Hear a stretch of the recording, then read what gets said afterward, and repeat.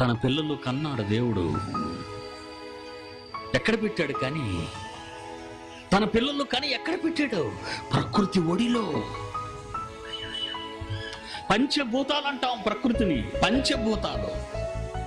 ఈ ప్రకృతి ఒడిలో తన పిల్లలను పెట్టాడు. గాలి, నీరు, అగ్ని, నింగి, నేల, పంచభూతాలు. ఈ పంచభూతాల మధ్య తన కన్న పిల్లలను పెట్టాడు. భద్రత సుమా, వీళ్ళు నా పిల్లలు.